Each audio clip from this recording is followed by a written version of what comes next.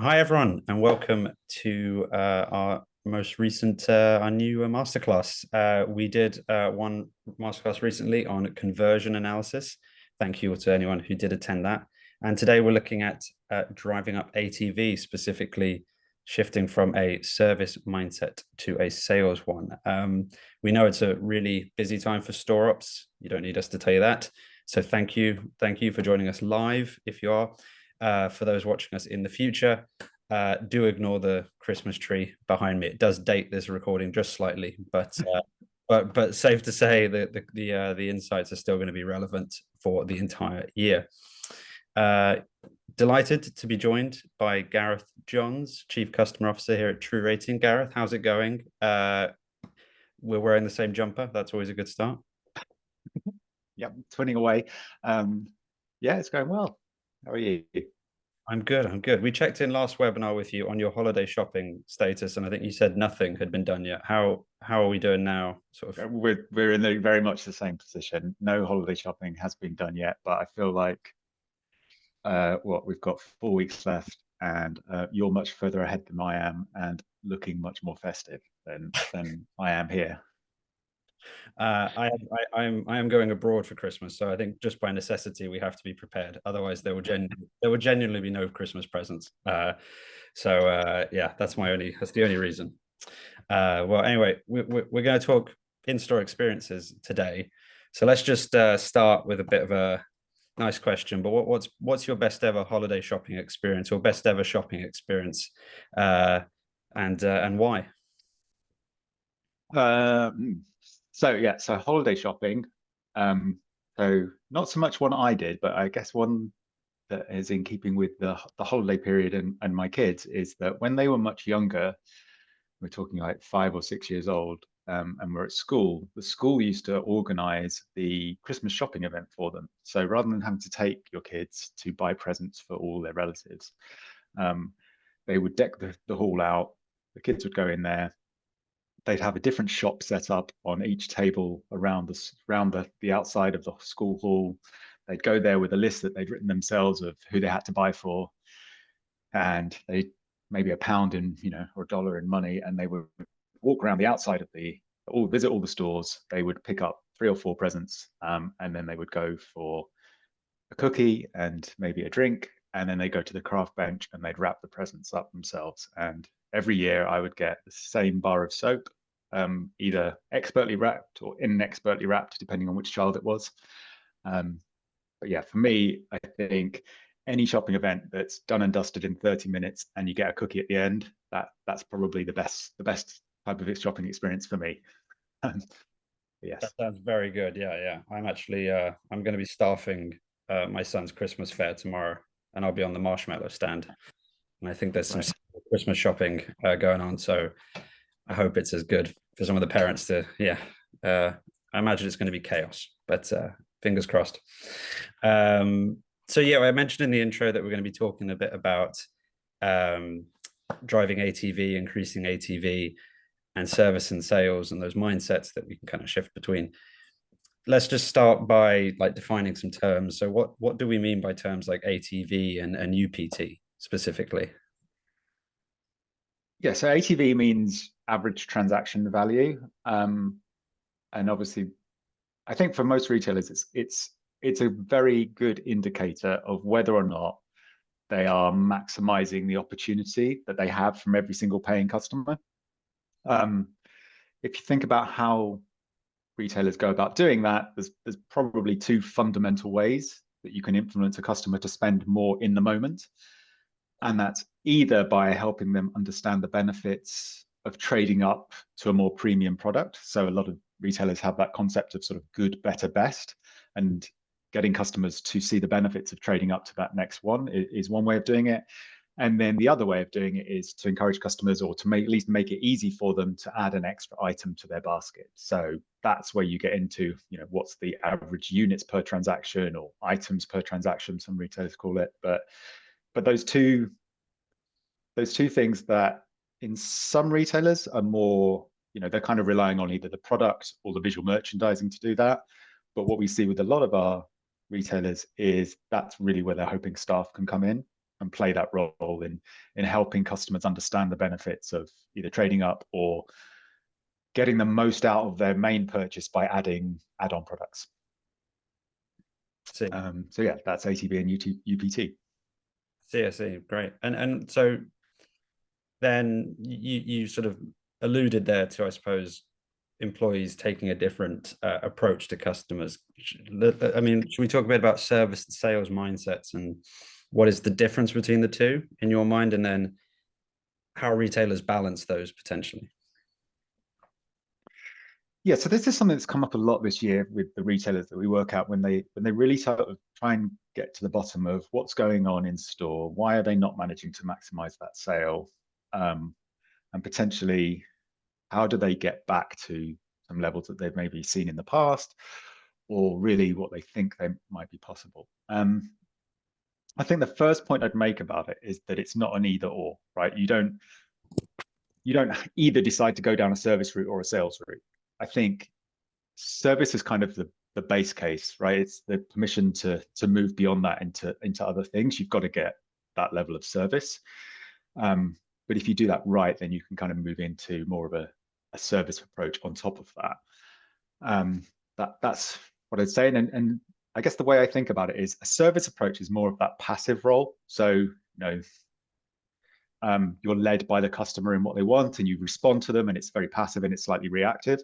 Whereas a sales approach is more about the staff member having the time, the inclination, the expertise to really lead the conversation with the customer and make sure that they maximize that opportunity both for the customer and for the retailer, and kind of maximize the revenue. So one's more passive, the other's maybe more active, but you still have to deliver great service to be given the permission by the customer to kind of add, make the case for the better products or the additional products. Yeah. So the sales mindset is a more active one. Then what are some of those? What are the key behaviors then of that kind of mindset? How does that, I guess, how does that kind of manifest?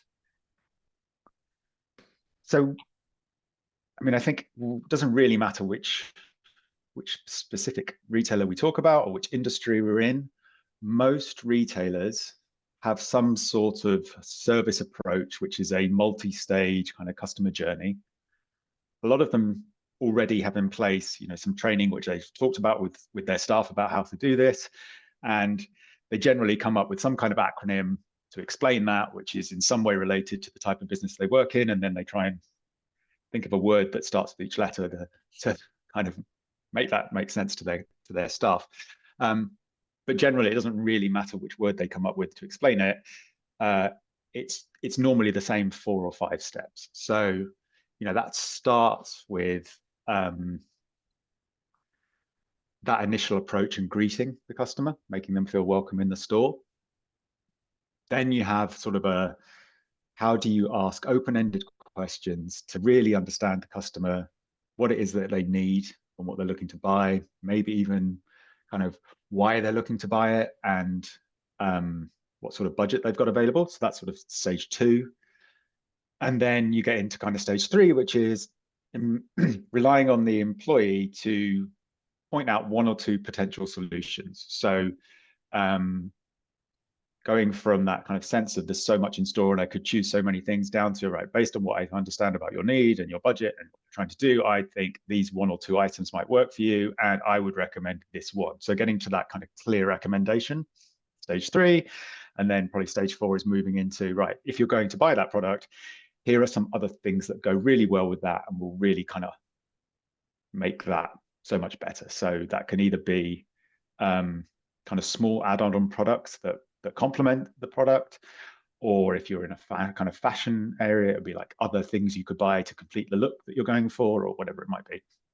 And then that final stage is really closing the sale, addressing any concerns that a customer have got, any objections that they might have, getting them to the till, and really kind of making them feel that that was a good experience. Because while you're not, while you might have got that initial sale, you want to make sure that the customer goes away with a good feeling about it and comes back for future visits in the future. So yeah, those are kind of, I guess, the 5 stages that we see. And I'd say most of the merchants that we work with, right, they're already at a point where they are measuring customer experience in store. So they already understand the importance of these points of retail, about giving a great customer experience, about the benefits of that. And they're already employing pretty good staff. So what you generally see is that those first probably 2 stages of the journey, greeting the customer, asking what they want, that's the 2 stages where pretty much everyone manages to do it. Every store manages to do it. It's kind of like the base entry level. And that's what I talk about when I talk about the service approach. Everyone feels like, yeah, we can nail service. When it gets to those sort of third and fourth stages, that's where you start to see the drop off. And just to talk about that in kind of numbers, we ask questions about this, and we would say that maybe 99 to 95% of customers, they get greeted and they get asked what they want, or what they're looking for, and maybe pointed in the right direction. And that's kind of the service approach. And if they get asked a question, staff will respond. When you get to the, did I make a specific recommendation? Did I suggest additional products to fulfill, to add to the sale? That's where you start to see the difference. And in those cases, customers are maybe only getting those kind of second or third and fourth stages of the journey, maybe 60 to 70% of the time. And it's that difference between kind of hitting 95% and hitting 65, 70%. That's the difference we're talking about in the difference between a service-based approach and a sales-based approach. And that's the thing that leads to the difference in ATV. And that's the thing that's probably leading to a 1 to 2% opportunity in like-for-like sales for most retailers. So that's really where we're focused on. What is the benefit of moving to a sales approach versus a service-only based approach? How is it going to lead to greater ATV? And what are you talking about in terms of like-for-like sales? That's kind of the ballpark area that we're in. So those are the areas where we're really trying to help retailers to close the gap. So it's safe to say then probably the person selling those bars of soap to you did not go on to the recommended other products, I suppose. You kept going on soap. So maybe they were missing opportunities there. I had a flannel. So why do you think staff might struggle then to move? Or in your experience, kind of what have you seen as some of the main sticking points around going to a sales approach? I guess moving beyond just greeting and pointing people in the right direction to then go to the next step, and any ways you've seen retailers address this that have worked? I think it can be a pretty fundamental difference, and it can be something that goes right back to even the hiring processes in the store. So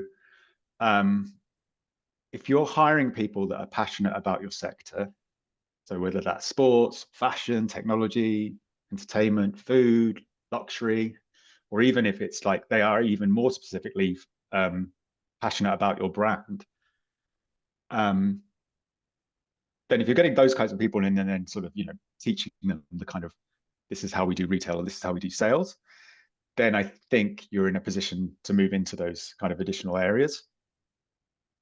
If your hiring approach is, I just hire people with retail experience and then I try and teach them how to be passionate about my brand, I think that's harder, and that's where those stages start to suffer, and where we've had retailers talk about how their hiring approach has changed over the years. And especially, I think, post-COVID, that's got more difficult, right?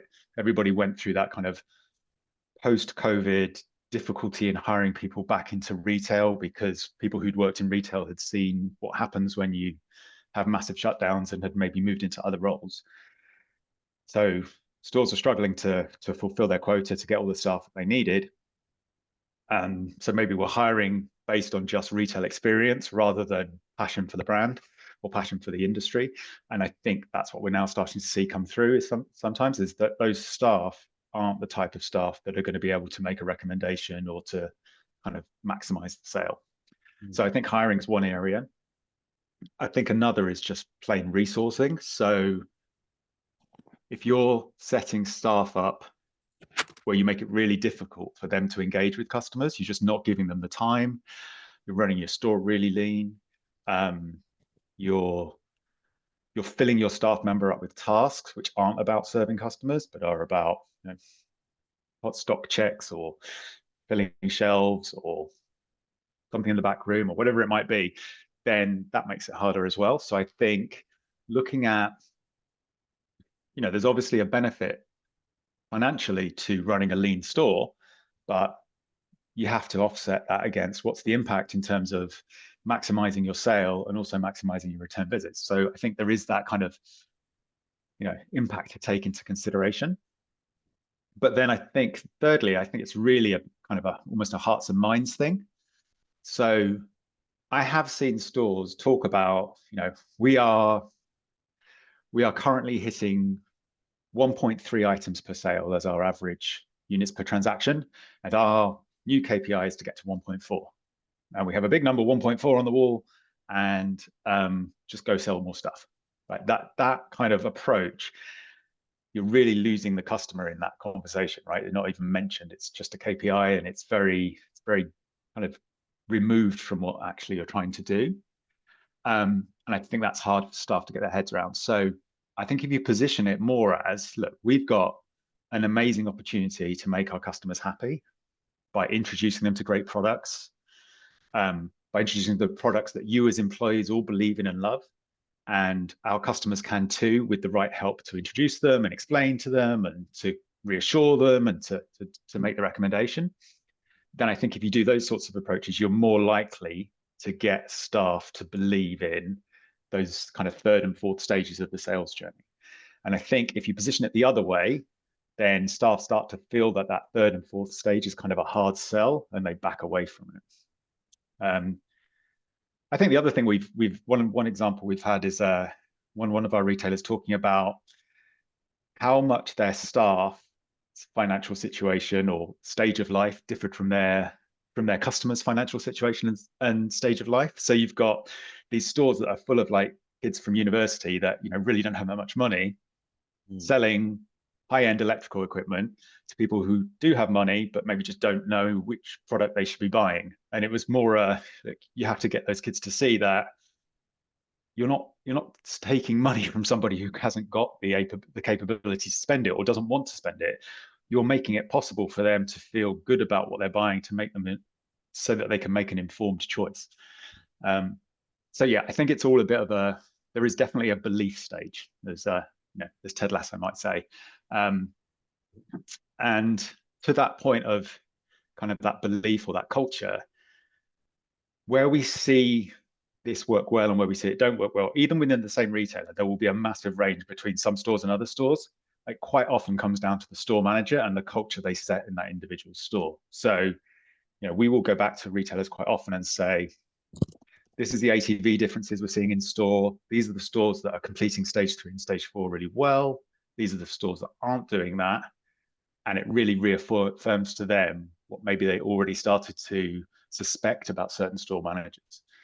So yeah, I think it's kind of all those things of, who are you hiring?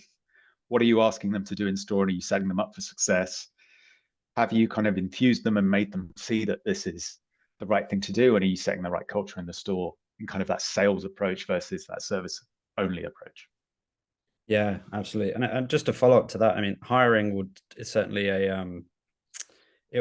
quite a journey for most retailers to think of, their hiring policy and moving towards people who are passionate about their brand. And that would be obviously a long-term project. Do they need to, and to your point around store managers knowing the store, knowing their people, do retailers need to think about how they position people in store, who they put in certain places? Will that be one of the elements of that, of if you don't necessarily have a fully a workforce that is all fully able to sell, you just pick that you put the right people in the right place as well? Yeah, I think so, right? You can play to people's strengths. You can't teach somebody that's not passionate about your brand to suddenly be passionate about your brand. And your workforce is whoever your workforce might be at a point in time. I guess what I'm saying is it has an impact, and decisions that you made however long ago you've made them will be having an impact. And if you've got members of staff that have been there for many years that aren't up for that change, then yeah, that's going to be more of a challenge. It's not just oh, we just need to know which stores are doing it and which ones aren't, and we can go and tell people to change their behavior. So, some people, that can be quite a big piece of work. So yeah, but if you get it right, there is definitely an opportunity, and there's an opportunity to maximize sales. Fantastic. Yeah. So we've talked a bit about the what and the why. I guess now we talk about the how and the how retailers that you work with measure this kind of switch in behavior and assess whether it's working or where they need to make adjustments. Yep. So just I guess a brief way of, we work with retailers in grocery, fashion, sportswear, hospitality. They're generally asking a single question, or they are all asking a single question just before payment from a rotating set. And so that rotating set contains basically a simple yes/no question aligned with each stage of the sales journey. So we might have, there's a 5-stage sales journey, we'll have a question on every single part of that stage. So that could be things like, were you greeted when you came into this store? Did the member of staff ask you about your needs? Did the member of staff make clear recommendations? Did staff suggest additional items to whatever it is, complete your purchase, complete your outfit, care for your shoes, whatever it might be. And what we're really trying to do is look and compare the results of those questions in terms of percentage scores. So I was talking about, are they at 95% compliance or are they at 60% compliance, against more of those outcome-based metrics of, what's my average transaction value in this store at the moment? What's my average unit price? Am I getting people to trade up or not? And how many items am I getting in a basket? So the way that we then do that is basically to do a regression analysis that says, what are the factors that matter most to customers out of those 4 or 5 things? And what other factors beyond the questions that we just asked might be having an impact on average transaction value? So, I think it's very dangerous to say, well, we asked 5 questions and we see these differences, therefore it's down to whether or not we're doing these things. You have to take into account all sorts of other things that might be going on in the store that might impact that. So that could be, how busy is the store when the customer was in? How many staff were on duty? And what's the ratio between traffic to staff numbers? What season is it? What day of the week is it? Are you in a sales period at the moment or not? Have you just, is the new season just starting and you just launched a bunch of new products, must-have products? Are you talking to customers who are kind of doing a top-up shop versus their main shop? Are you talking to customers who are loyal to your brand, or those that just use you as a part of a repertoire? So all those things can have an effect on average transaction value depending on the balance within a particular store. So the regression analysis effectively allows us to take account of those things and then really make sure that we're not over assuming anything when we look at the differences of those kind of 3rd and 4th stages of the journey and work out what those are. So once we've worked that out and we said, right, we know what's most important to, basically what matters to customers and how much does it matter? How big an impact can it have on average transaction value? Then our starting point is to say, okay, what are the stores that are doing that really well and doing it consistently? And then which of the stores are struggling and kind of what's that gap? And it's the gap that we generally focus on. So I've got a 20% gap between my best and worst. That tells you where you can get to and where some of your stores are currently. And then is that gap always there, or is it that the stores that struggle on either particular times of the day, particular days of the week? And is that because, if it's towards the end of the day or the end of the shift, everything starts to fall off, like staff are getting tired, they're just starting to not do those things as much, or they're great at doing it until there's 10 customers in for every member of staff, and then they feel swamped and then they start to not do that, or I don't know, it's always on the afternoon shift, or it's always at the weekend shift where maybe I've got the weaker members of staff in who haven't been with us as long and aren't as passionate about the brand. So you can do all those things to sort of work out where are the stores that are struggling, when are they struggling, in what types of situations are they struggling. And you could even get to the point of in which categories do they struggle. So maybe people are great at selling hiking boots, but really don't know what they're doing when they're talking about trying to sell a bike. And that might be a training issue. And once we do that, it's really that gives the regional and area managers kind of a hit list of where to go and intervene and to coach.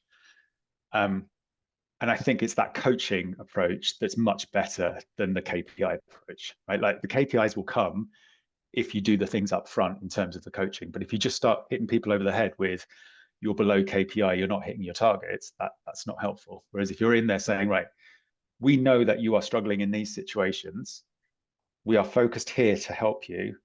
This is the intervention we are going to take, and we are going to measure the results. So it's really a partnership between us kind of helping to identify where do the regional teams need to focus.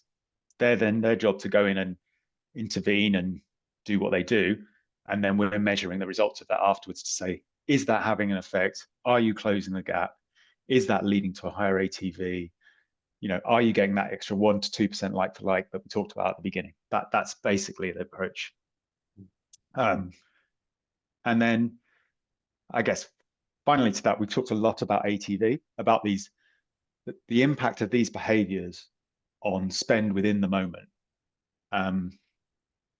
The other thing to think about is that, you know, when we talk about units per transaction or getting people to spend more, put more items in their basket, there's also the conversion thing that we talked about previously. A lot of these same behaviors are important for how do you get somebody from basically 0 products to 1 product rather than from 1 product to 2 products. And then what behaviors that maybe don't really show up in the average transaction value might have a really big impact on repeat visits. And so, you know, you don't want to focus so heavily on encouraging customers to put 1 more item in their basket that you lose that 1 more visit, right? A 1 more visit a year is worth much more to most retailers than 1 more item in a basket. So overall, you're trying to, and that's where you don't want to be too heavy-handed on the sales approach, because ultimately you want to be focused on lifetime customer value and getting people to come back and feel like they made the right choice. You don't want buyer's regret there. So yeah, I think maybe conversion and repeat visits is one for another time, but it's a similar approach. And it's just interesting that some of the things that matter most for maximizing ATV may not be the same things that matter most for getting customers to come back. Fantastic. Great. Well, thanks so much, Gareth. And we have just a few more minutes there. So what I'd like to do now is just jump to a few questions we had submitted via LinkedIn. So thank you to people who did that. Some tough ones. So yeah, would love to hear your thoughts on some of these. So Jeannie is from a US grocery retailer. That's the info she's given us. 100,000 employees, so large retailer. She says very old-fashioned approach to service. What kind of timescale, in your experience, could you expect for moving from a sort of purely service-based approach to adding in some of those upsell techniques? How long would you expect how long would that kind of process take, and how long would you think how long would it perhaps take before you start seeing that your scores are getting better in those areas? Yeah. Well, so I think grocery is interesting from one point of view. You're not giving the same level of service in a grocery store that you would be expecting in a shoe store or a fashion store, right? You're relying a lot more on almost the products to sell themselves, and the pricing is important, obviously, in the range and whether or not the stock's actually on the shelf. So there may be, for grocery, there may be other things that you need to focus on more. But as an example of this, we're working with a grocer in looking at product quality and specifically looking at product quality in fresh, which is obviously really important for most consumers. If you can kind of win on kind of fresh produce, then generally you can get the rest of the sale. They have been looking to improve that metric, and they've been improving at about 1 percentage point per month. So I would say over the last kind of 8 months, they've gone from kind of 70% to more like 80%. So yeah, this year at least 10 months. But generally, it's that kind of scale of things, and most of that comes it's not like every single store gets better by 1%. You close the range, and you close the range from, I don't know, I've got a 30-point gap between my best and my worst, to I've got a 10-point gap between my best and my worst. And it's generally that kind of that kind of time frame that you're talking about, I think. Obviously, when we were talking earlier about things like hiring policies, that's going to take much longer to flow through.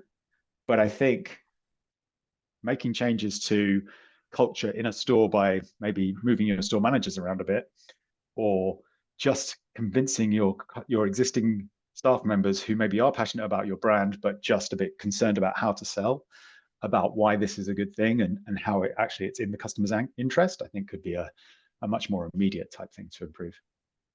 Fantastic, great.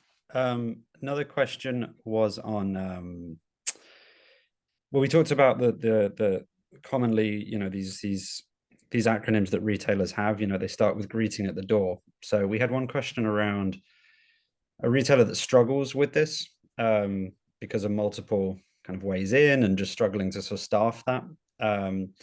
How critical do you think that hello at the door is, and can you get away without doing that and then having more people on the floor, or do you think is it dependent on the retailer?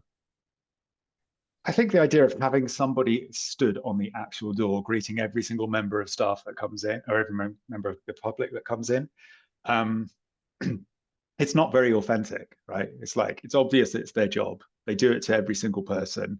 After a while, they start to say it without even looking the person in the eye.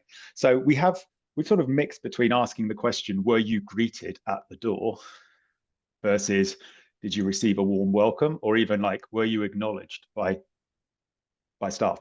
I think the important thing is, as long as you're acknowledged by a member of staff when you walk past them, and as long as the first time that you get any human interaction isn't at the point where you go to the till, then that's the main point. And what we see is that if staff acknowledge a customer, that customer is much more likely to then approach them and ask them questions if they do have I can't find something in the grocery store or whatever else it might be.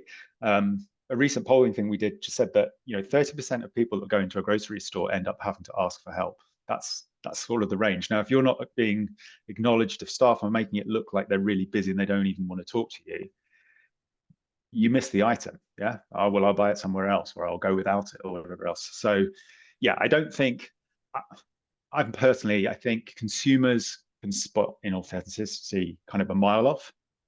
So I wouldn't say, and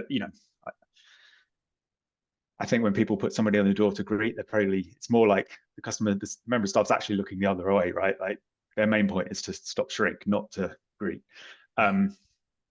So yeah, I'd say it's more about the warm welcome through the store and the acknowledgement while doing other tasks than it is setting aside this and saying, I'm going to delegate all the kind of being friendly to a single person who's still on the door. It's more about the general feel when you're in the store. Yeah. I know I'm someone who probably is probably put off immediately by a hello at the door, but I can appreciate that's I can appreciate them. Yeah, I would prefer those people sort of more dotted around to ask for help. But two reserved Englishmen deciding that they don't actually like being in grey jumpers. approached in grey jumpers. Well, anyway, thanks so much, Gareth, for joining us. I think this has been fantastic. We're going to wrap up there and just say that we're going to be running these masterclasses into 2025. We've got some great topics coming up, so please do keep an eye out for that. And then we will be sharing this and a short guide based off of it via email. So do look out for that as well to share with others. But for now, happy holidays and thank you very much. Thanks, Gareth. Thank you. Happy holidays.